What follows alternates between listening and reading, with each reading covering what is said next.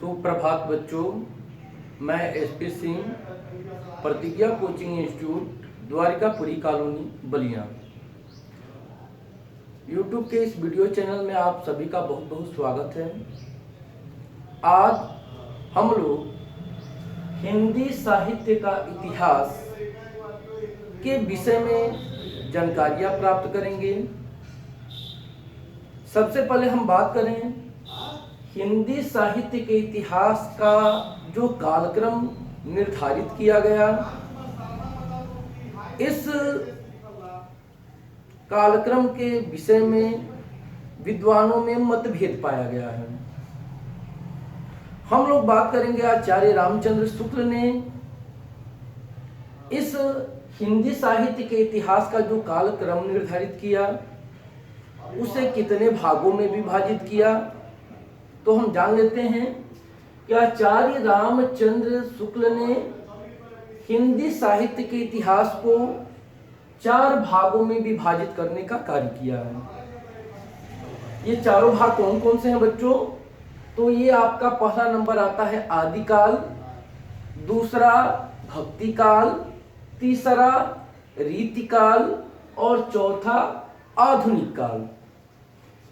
ये चारों कालों का जो समय निर्धारण किया गया है उसके विषय में आचार्य रामचंद्र शुक्ल जी कहते हैं कि आदिकाल 1050 ईस्वी से 1350 ईस्वी तक, भक्ति काल 1350 ईस्वी से 1650 ईस्वी तक, रीतिकाल 1650 ईस्वी से 1850 ईस्वी तक और आधुनिक काल जो है यह 1850 ईस्वी से अब तक।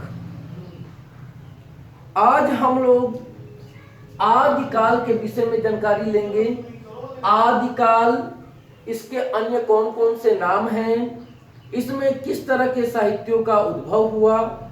तो सबसे पहले हम लोग ये जान लेते हैं कि आदिकाल को हम लोग विभिन्न नामों से जानते हैं। जैसे कि मैंने लिखा यहाँ पर कि आदिकाल, इसके भी अन्य नाम, कि इसे हम लोग अन्य किन किन नामों से आदिकाल को जान सकते हैं।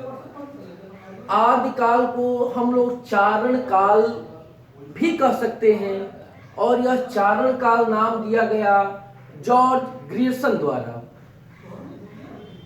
आदिकाल को वीर गाथा काल भी कहा जाता है और यह नाम आचार्य रामचंद्र शुक्ल के द्वारा दिया गया है। यह क्वेश्चन बच्चों परीक्षाओं में सबसे ज्यादा बार क्वेश्चन ये डाले जाते हैं। तीसरा हम बात करें, आदिकाल को हम लोग वीर काल भी कहते हैं और वीर काल नाम विश्वनाथ प्रसाद मिश्र के द्वारा दिया गया यह नाम है।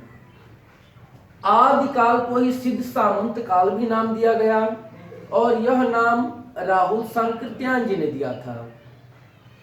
आदिकाल को हम लोग प्रारंभिक काल के नाम से भी जानते हैं और यह नाम मिश्र बंधुओं के द्वारा दिया गया। आदिकाल, यह नाम जो है डॉक्टर हजारी प्रसाद द्विवेदी और डॉक्टर रसाल के द्वारा दिया गया नाम है। इसे ही हम लोग आधार काल भी कहते हैं और आधार काल, यह नाम सुमन राजे के द्वारा दिया गया। अगला जो नाम है जिसे हम लोग संधि काल, चारण काल भी कहते हैं आदिकाल को, तो यह नाम डॉक्टर राम कुमार वर्मा जी के द्वारा दिया गया। बीज वपन काल, यह भी आदिकाल का ही एक नाम है और यह नाम महावीर प्रसाद द्विवेदी जी के द्वारा दिया गया।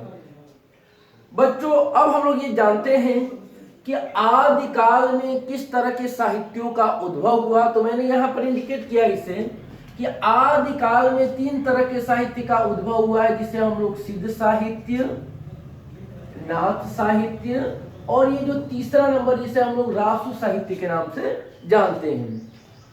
हम लोग नेक्स्ट वीडियो में सिद्ध साहित्य के बारे में जानकारियां प्राप्त करेंगे कि सिद्ध साहित्य में कौन कौन से कवि शामिल हुए, इनकी संख्या कितनी थी, इसमें किस तरह की भाषाओं का प्रयोग किया गया। तो बच्चों, आज आप लोग ये टॉपिक आदिकाल के विषय में पढ़े, इसके अन्य नामों के बारे में पढ़े हैं। नेक्स्ट वीडियो में हम अब सिद्ध साहित्य के विषय में जानकारियां प्राप्त करेंगे। तब तक के लिए धन्यवाद।